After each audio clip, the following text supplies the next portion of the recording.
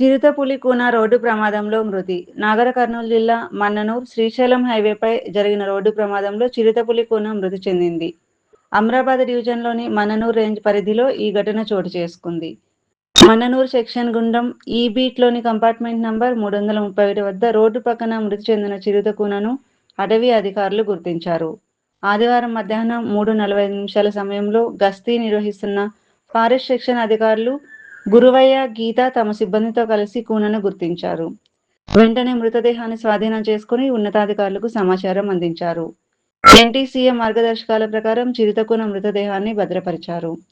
ఈ ఘటనపై అటవీ అధికారులు విచారణ చేపట్టారు. సోమవారం ఉదయం పశు వైద్యాధికారులు, ఎన్టీసీఏ ప్రతినిధుల సమక్షంలో పోస్టుమార్టం నిర్వహించనున్నారు. చిరుతకూన మృతికి కారణమైన వాహనం కోసం కూడా అటవీ అధికారులు ఆరా తీస్తున్నారు.